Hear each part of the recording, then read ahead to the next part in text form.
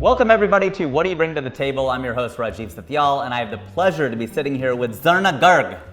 Rajiv, thank you so much. Namaste everybody. Thank you for having me. Namaskar ji, great to have you here. Thank you. Yes, well, how is everything going? You are on fire. Well, a lot of Indian women are. All the time. All the time. Because these Indian men don't want to get married. Well, we will not get into specific details, but Indian women being on fire is a thing. It is a thing. Right. Yeah, that may not be a good thing. You know, not that kind of fire. Yeah, there's a lit fire, which is good, and then there's a fire hold, which is not so good. Yeah, which I worry about that too, because, you know, the job that I do. Right. It's like more dangerous than an FBI informant. It is. You got to be very careful. You might have to go to the witness protection program. Yeah, I mean, like you're talking about how fat Ganesh is. Like people don't like that. No, they don't. What's your bet about? Why is he fat? Well, we're the only religion that has a fat god. Well, Buddha. Buddha's not a god. Buddha's not a god. He's a prophet. See, yeah, that's true. The thing. Have you seen the abs on Jesus? Yeah, they're really nice. And Moses, that robe, it hangs. Yeah, you know, like it straight. Does. We'll just say that hangs. We'll leave it there. Yeah. We'll leave it. Okay, and you know, I'm a clean comedian for this was him. Yeah, I am clean, but I'm PG-13 clean, yeah. So I go to the edge. That's where I go. I want to finish the fat Ganeshi bit though, because why do you think we made him fat? Is it because Indians are so skinny and we're jealous of the fat people? No, I think it was an aspirational thing. Yeah, like right. If you were like, you know, if you were rich and you made it, and then not only are you fat, you're going to hold a plate of laddus, because why not? I like this. You can hold them like this to serve or to eat. And then why should you cover yourself? Because they're fashion forward back then.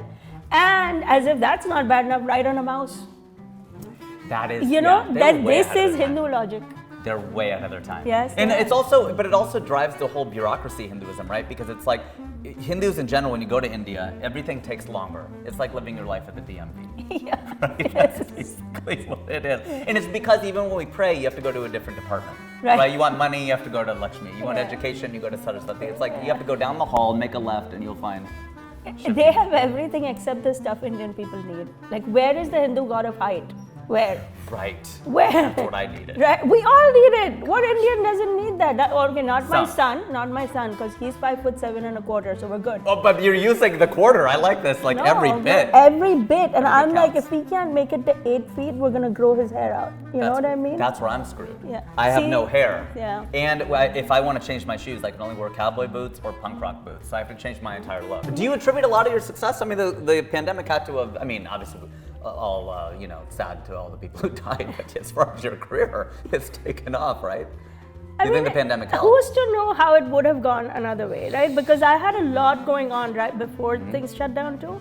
But I don't dwell on all that. Like, I just keep going. Yep. The Z train keeps charging forward. That is. Whatever happens. Train. So it was, it was fine. That's like good. We keep adapting to whatever life throws our way.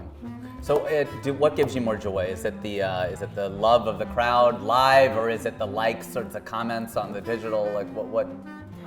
Look, the live show is its own thing, right? You like experiencing it, but the digital thrill is real too. Okay. And I've realized that. Mm-hmm. Like, I do a lot of Zoom shows. You can feel the energy even through the wires. When something's going well, you feel it, and when it's just dying, you know it's dying.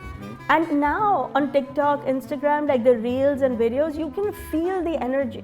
Like this roti video, that's like 11 seconds is nothing, but the amount of conversation it's generated, it's exciting for me to watch. Totally. And more people are going to see it than obviously a room where there's 200 or even 1,000 people. Of course, and none of it was really like deeply thought of. It's so badly produced too. But those are the best because they're authentic, they're real. Completely, it's a real moment, and it's like actually thousands of people came out and said, I really wish I knew how to make it. I'm actually working on a roti tutorial now. See, that's great. That's so smart. It's exciting in a different way and unexpected. I never expected it.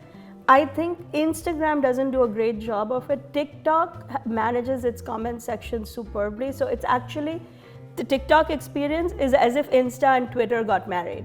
Oh, interesting. Because you know how people get passionate on Twitter? You see that passion in TikTok comments. You just don't see it on Instagram. Why is that? Because the way visually it's laid out. If you see how reels progress, the comments are buried. You barely see them. Whereas on TikTok, they're very prominent. So people see, and then they want to get involved. At least that's my experience. No, that's really smart. And it's very exciting because literally I'll refresh my phone and it's 1,000 new comments. 1,000 people commented. That's you know what I incredible. mean? Like Yeah. that's a reach that like I don't know when in a live show. In a live show, the best you can hope for is an applause break or a laugh. Yeah. Here, they're like giving you real-time feedback. Like that helps me develop the next version. Because a lot of that stuff then goes into my stand-up act. When I know that a vibe is resonating that hard, then I'll take it and write a joke around it because I know it's gonna work. See, this is a good marriage then, Twitter and Instagram for the TikTok comments, because what you're saying is funny, like you can perform live in a Zoom, and that's still live, you can feel it, and you get comments like you would online, but that marriage is actually crappy. Yeah. Because it's actually the worst of both worlds, because you're getting these crappy comments and the live experience. And the other thing that, what I noticed with performing on Zoom shows is you can never look them in the eye. Yeah. Right? You're looking into the camera, Yeah. and then when you want to look down, you can see them, but you can never have that eye-to-eye connection. Like in a crowd, you can be like, this guy knows what I'm talking about, you know, whatever, all this kind of stuff, where you can actually speak to the audience to get that kind of feedback. Yeah. And you speak to the audience in your shows, right? Live. Yeah, a little bit. Not a lot. I don't, because I have a lot of jokes. Yeah, it's like But- don't give them that. Yeah, they paid to see you. Yeah, I mean, it's a philosophy. There's some people who are masterful at crowd work. That's their thing. I love writing the jokes.